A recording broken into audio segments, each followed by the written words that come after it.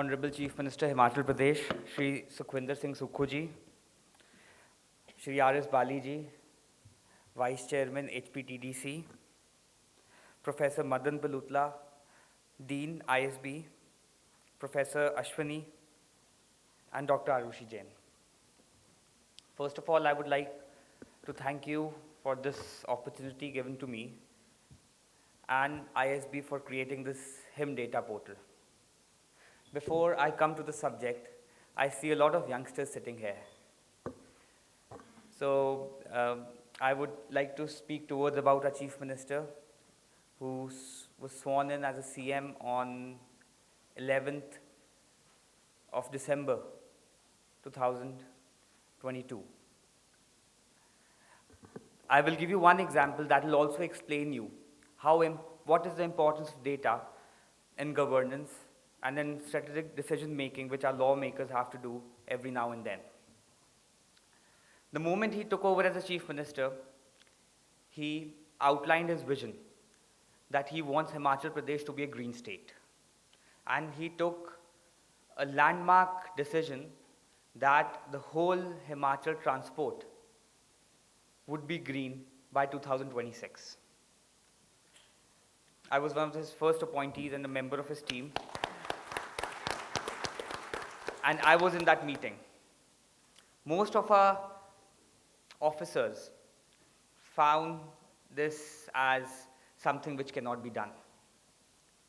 One question he asked, that what is the average kilometer traversed by a government bus in one day? Of course, they didn't have the data. In the following meeting, they presented the data to the Honorable Chief Minister, and they also had this weird explanation that how the passengers would be at discomfort. They would be, you can't take them from point to point B, stop the bus, charge it. It is an evolving technology, let's wait. But Honorable Chief Minister only asked that, get me the data of how much does a bus traverse in a single day and the total fleet you have. Interestingly, when they came back with the data, they presented to Honorable Chief Minister that 99% of our government buses travel about 200 kilometers a day. So they had the answer to their own objection they had raised. And by this example, I also want to outline how important data is in the decision-making and planning the policies of the state. We call data as the most valuable asset in the 21st century. A lot of people have started calling economies as informational economies. And especially in the government, like Abhishek Jain ji outlined that how much data is there. He gave example of census. All the state governments have so much of data available floating around. I'm very happy with this HIM data portal. All this data would be more legible, it could be put to more analytical use, it could be used for research purposes, and finally it would be also used by our policy makers, our ministers in the government, our chief ministers, in important decision making.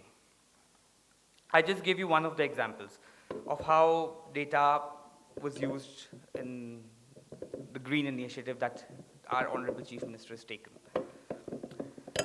I will give you another example. A few months back, Honorable Chief Minister gave me an assignment that Himachal Pradesh is wanting to put the CA stores.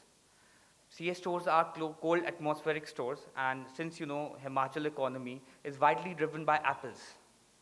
And when we researched, we came up with a very interesting study that the areas where apple production is more, there are less number of CA stores. And it didn't correlate with the production data in our CA stores. So this is just, I'm giving you examples how tech-friendly our new head of the state is. I sometimes joke around, he's in his late 50s, but we were flying from Bangalore, he asked me about ChatGPT and what do I think about it. So, he is a motivation for all the young students sitting here. And, one of the things is he started as his career as a CR of a class, then a counselor as the chief minister. So what I'm trying to say here is that under his leadership, Himachal in terms of data, in terms of transparency, will be a very open state. And he understands what the importance of data in the state is. He wants Himachal to be a green state. He wants Himachal to encourage a lot of IT industry, and that industry would only come in if we first have transparency towards our own data. So today, with the launch of Him Data Portal, you have a great opportunity, and you have access to all the open source data of Himachal Pradesh. And I'm sure this portal, with all your help, will also help the state in our decision making and also guide us towards the future policy. Somebody here also, our secretary told about Him Parivar. We'll give you one example how Him Parivar is going to revolutionize how the state works. Some amongst you tomorrow will qualify an exam after studying, maybe appear for the state services or the UPSC. So whenever you go for an interview, you're asked for all your papers. You'll have to give your birth certificate if you're from a particular category, if you're from the economic backward section. That certificate is given by a state.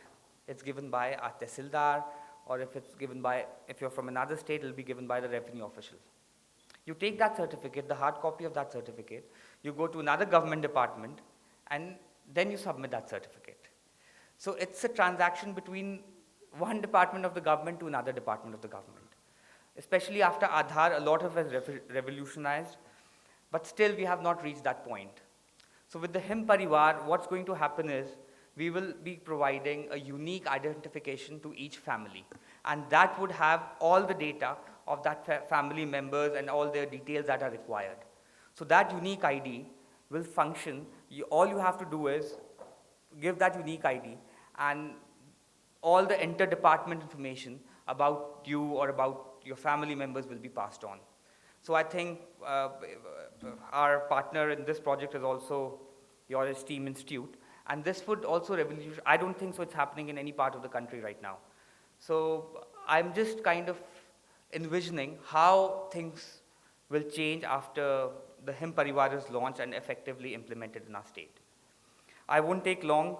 I would just like to reiterate that in the coming years, Himachal, the data that is available across different domains will rise, and we will also try to create different kind of dashboards for research purposes, for policy makers and for institutions like yours, so that this data could help us in strategic decision making and policy making. Thank you.